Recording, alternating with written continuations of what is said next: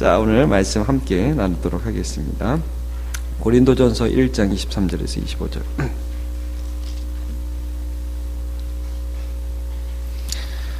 고린도전서 1장 23절에서 25절. 세 절을 같이 읽겠습니다. 시작. 우리는 십자가에 못 박힌 그리스도를 전하니 유대인에게는 거리끼는 것이요 이방인에게는 미련한 것이로되 오직 부르심을 받은 자들에게는 유대인이나 헬라인이나 그리스도는 하나님의 능력이요 하나님의 지혜니라. 아멘. 하나님의 약하심이 사람보다 강하니라. 아멘. 25절까지 같이 봤습니다. 자, 여러분, 예수 그리스도의 십자가는 하나님의 지혜입니다. 오늘 본문에 보니까 그리스도는 십자가에 달린 그리스도는 하나님의 능력이요 하나님의 지혜니라 그렇게 말씀을 하고 있습니다. 이제 하나님의 지혜로움이 나타난 자리가 십자가라는 것을 오늘 말씀에서 선포하고 계십니다. 여러분, 이제 지혜롭다라고 말씀하면 보통 어떤 것을 말씀하냐면 머리가 잘 돌아가고 다른 사람들보다 술수도 잘 쓰고 공부도 잘하고 여러 가지로 이렇게 머리 회전이 빠른 거를 지혜다. 근데 사람이 생각하는 것은 지혜인데 성경은 지혜를 좀 다르게 말씀합니다. 우리 잠언 말씀을 한번 같이 읽어보겠습니다. 9장 10절을 한번 보죠. 시작. 여호와를 경외하는 것이 지혜의 근본이요 거룩하신 자를 아는 것이 명철이니라. 여러분, 죄인인 사람이 머리 좋은 것을 가리켜서 지혜롭다고 성경이 말씀하지 않습니다. 지혜의 근본은 누구시냐? 하나님이다. 그리고 인간이 할 수 있는 최대의 근원은 지혜의 근원이신 하나님을 경외하는 것이 최고의 인간의 지혜다라는 것을 성경이 말씀하고 있습니다.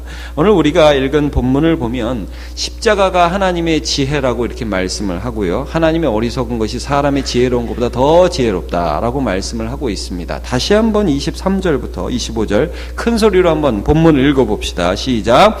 우리는 십자가에 못 박힌 그리스도를 전하니 유대인에게는 거리끼는 것이요 이방인에게는 미련한 것이로되 오직 부르심을 받은 자들에게는 유대인이나 헬라인이나 그리스도는 하나님의 능력이요 하나님의 지혜니라. 하나님의 어리석음이 사람보다 지혜롭고 하나님의 약하심이 사람보다 강하니라 그랬습니다. 아멘. 여러분, 23절에 보니까 유대인에게는 십자가가 거리끼는 것이라고 그랬습니다. 그리고 이방인에게는 헬라인에게는 미련한 것이라고 그랬습니다. 자, 다른 말로 하면 굉장히 혐오스러운 것이라는 말씀입니다. 여러분, 요즘에는 십자가가 장식용이죠. 그리고 여러분, 십자가 보면 좀 마음이 좋죠. 그렇죠? 십자가 보면 굉장히 좀 편안하고 기분이 좋고 또 그 앞에 안식할 수 있을 것 같고 우리 인식이 많이 바뀌었습니다. 자, 근데 여러분, 우리가 그 당시의 이미지를 좀 다시 기억을 해야 됩니다. 십자가는 원래 그렇게 편안하고 십자가 생각하면 뭐 목걸이 생각나고 금 생각나고 보물 생각나고 그런 개념이 아니었습니다. 십자가는 굉장히 혐오스러운 것이었습니다. 그래서 유대인에게 거리끼고 헬라인에게는 미련한 것이고 이렇게 여겨졌던 것이죠. 여러분, 우리에게 요즘 혐오스러운 게 뭐가 있을까요? 제가 생각해 보려고 해봐도 잘 생각이 안 나더라고요. 여러분, 요즘 이렇게 보기만 해도 몸서리 쳐주고 싫어지고 막 그런 거 있습니까? 제가 얼마 전에 말씀 전할 때 바퀴벌레 얘기하고 쥐 얘기했는데 그런 거 생각하시면 좀 혐오스럽습니까? 오늘 오시다가 혹시 그런 거 보셨습니까? 여러분, 새벽에 혐오스러운 거 가끔 보시죠? 제가 사역하던 데는 교회가 유흥가 한가운데 있었어요. 그래가지고 새벽 기도 가면 못 볼 꼴을 많이 봅니다. 밤새도록 술 마시고 애들이 막 속이 뒤집어져 가지고요. 그 유흥가에 앉아 있고요. 가끔 이렇게 앉아서 여러분 토하는 애들 보셨습니까? 죄송합니다, 아침부터. 그럼 얼마나 보기 참 혐오스러운지. 들어갈 때는 좋아하는데 나오는 건 왜 이렇게 좀 보기 안 좋은지요. 그리고 거기다가 머리 쳐박는 애 있죠. 지가 이런 얼마나 그렇습니까? 여러분, 그게 요즘에 혐오스러운 것일지 모르겠습니다. 네, 여러분, 제가 좀 더 생각해 봤습니다. 여러분, 6.25를 겪으신 분들도 많이 계시죠? 예. 이제, 많은 어르신들은 겪으셨습니다. 근데 제가 얘기만 들었습니다. 한강철교에, 우리는 사진으로 한강철교에 막 사람이 타닥타닥 붙어가지고요. 끊어진 한강철교에 있고, 그리고요, 중랑천 얘기를 제가 많이 들었어요. 중랑천, 거기에 피난민들이 가는데, 그 다리 밑에 시체들을 그냥 쌓아놔가지고 시체가 쌓이고 썩어져가는 그런 모습들을 보면서 피난을 갔다는 얘기를 제가 많이 들었습니다.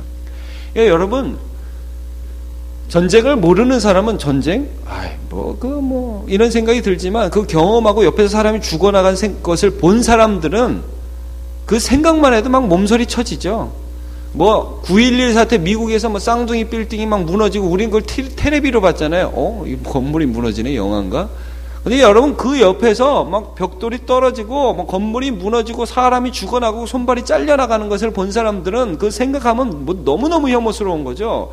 여러분, 십자가 할 때 우리가 느끼는 것과 이 시대 사람들이 느끼는 건 완전히 달랐습니다. 이 시대의 십자가 그러면 그거는 완전히 혐오스러운 거예요.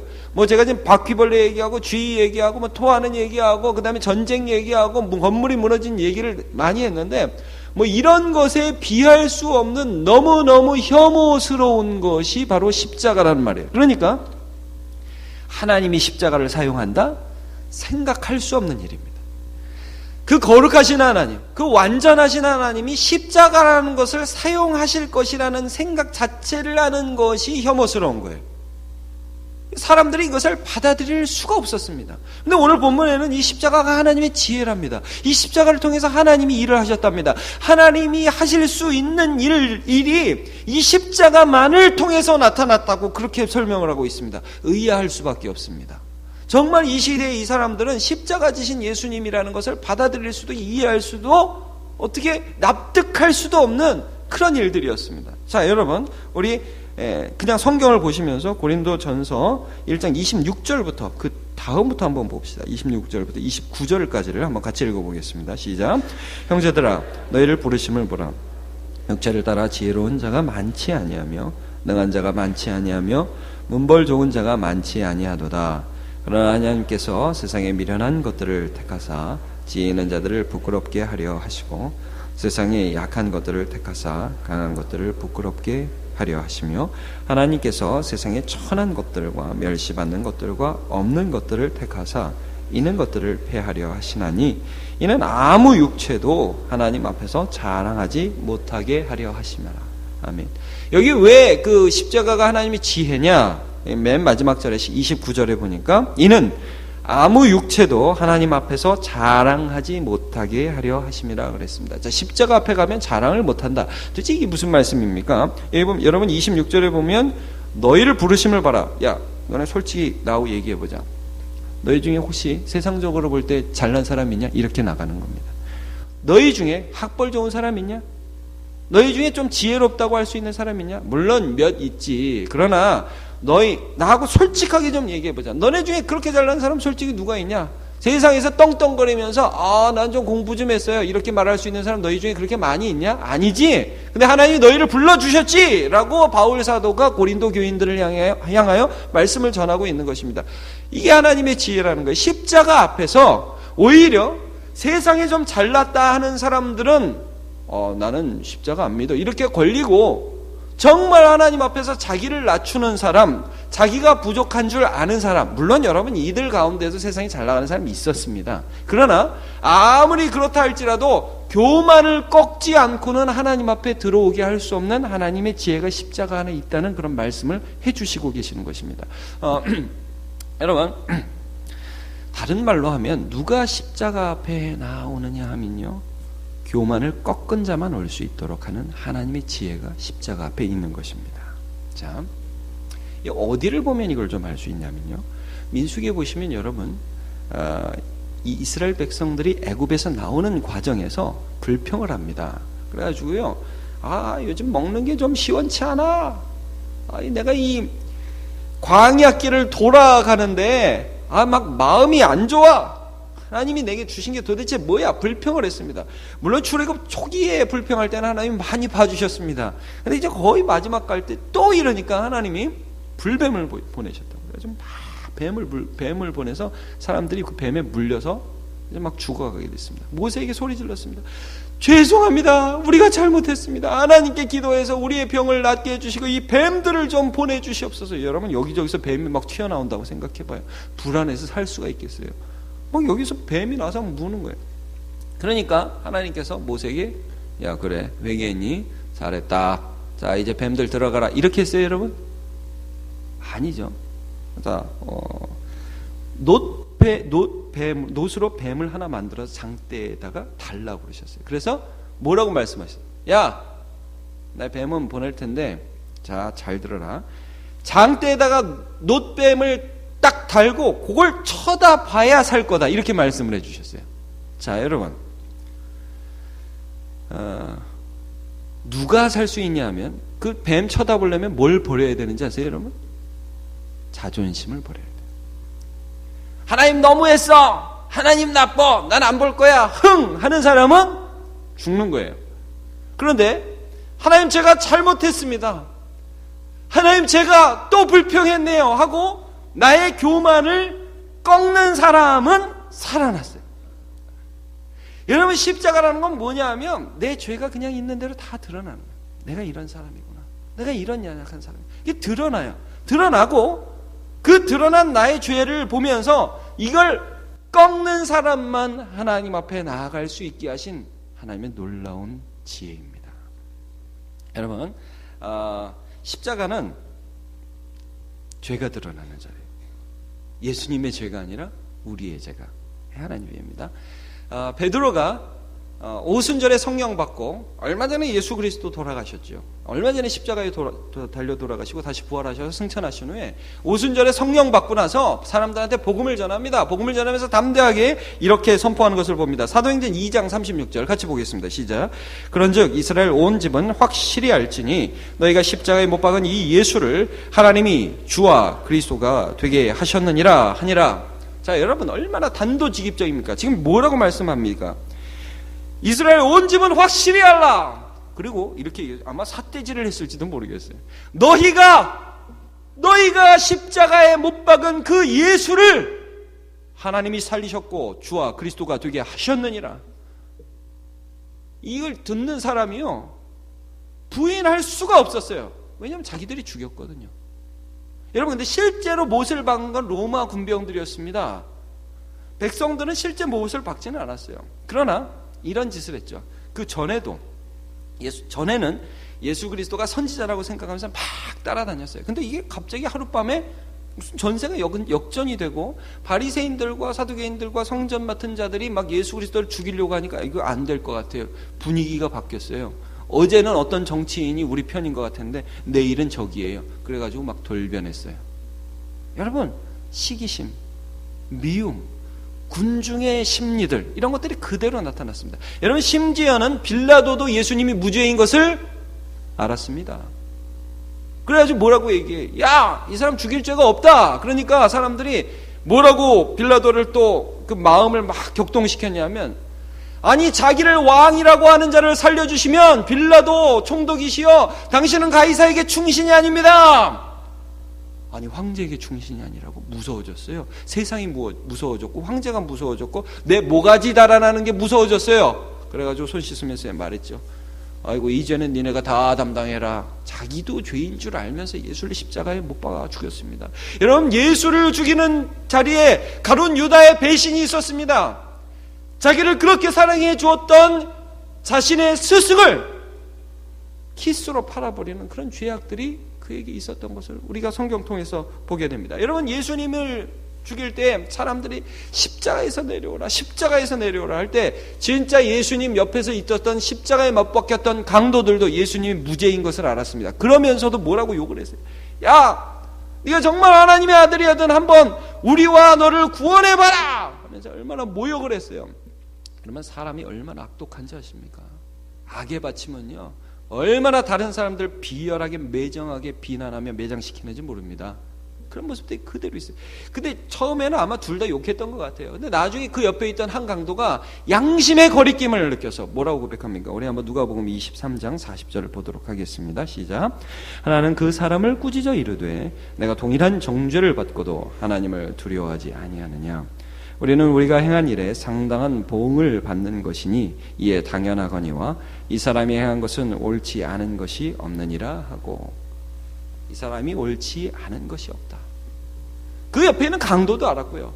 여러분, 예수 그리스도의 사형을 총책임한 백부장이 있었습니다. 예수 그리스도를 십자가에 못 박고 십자가를 세우고 그 옆에서 지켜보고 있다가 두 옆에 있는 강도의 다리를 꺾어버리고 예수 그리스도께서 돌아가신 것을 보고 옆에 창으로 허리를 찔러서 물과 피를 모두 낸 모든 일에 책임을 진 백부장이 맨 나중에 뭐라고 했는지 아십니까? 이 사람은 진실로 하나님의 아들이었도다. 여러분, 십자가는 모든 사람이 죄인이라는 것을 분명히 보여준 자리입니다. 그럼 여러분, 저는 이런 질문을 해봐요. 야, 그럼 십자가는 2000년 전에 그 사람들이 죽인 거고 예수님을 죽인 자리고 너는 어떻게 해? 너는 그거하고 상관없냐? 너는 좀 낫냐? 저 자신에게 질문을 해봤어요. 제가 2000년 전에 예루살렘이라는 곳에 있었던 한 군중이라면, 나는 2000년 전에 예수님을 따르는 12제자 중에 한 명이었더라면, 혹시 내가 빌라도였더라면, 혹시 내가 백부장이었더라면 나는 그 자리에서 십자가 앞에 지신 예수님을 보면서 이렇게 외칠 수 있었을까? 안 됩니다. 예수님은 의로우십니다. 예수님은 죽으실 수 없습니다. 우리 너무했습니다. 우리 해도 너무했습니다. 우리 이렇게 살면 안 됩니다. 차라리 저를 죽여주십시오. 제가 이럴 사람이었을까요? 저도 그 속에서 똑같이 예수님을 못 받고, 제가 빌라도였다면 똑같이 세상에서 뭐가지 달아날까 조심스러워서 나 이거 옳은지 알면서도 해. 제가 대제사장이고 제가 서기관이었다면 똑같이 저도 기득권 유지하려고 예수를 못 박는 자리에 내어줄 그런 사람이 바로 저였다는 것을, 저라는 사실을 제가 부인할 수가 없습니다. 여러분, 십자가는 그래서 완벽하시고 완전하신 하나님이 완전히 무능해지셔서, 완전히 약해지셔서 모든 사람이 죄인인 것을 완벽하게 드러내시는 하나님의 지혜입니다. 그리고 이 지혜 앞에 우리가 겸손하게 내 자존심을 꺾는 자만이 하나님 앞에 나올 수 있는 자리가 바로 십자가인 것을 알게 됩니다. 예수님이 산상수훈에서 우리 인간의 병을 어떻게 지적하셨습니까? 우리 성경 말씀을 한번 같이 볼까요? 마태복음 7장 4절 시작. 보라, 내 눈이 어찌하여 형제에게 말하기를 내 눈 속에 티를 빼라 하겠느냐? 외식하는 자여, 먼저 내 눈 속에서 들보를 빼어라. 그 후에야 밝히 보고 형제의 눈 속에서 티를 빼리라 그랬습니다. 여러분, 내 속에 들보를 보여주는 자리가 십자가입니다. 우리는 자주 십자가 앞에 나아가서 하나님의 지혜로우심 앞에 서서 우리가 어떤 자인지를 다시 한번 살펴보고, 하나님, 제가 빌라도고요. 하나님, 제가 대제사장 서기관들이고, 제가 로마 군병입니다. 제가 예수님 옆에서 함께 십자가에 못 박힌 강도고요.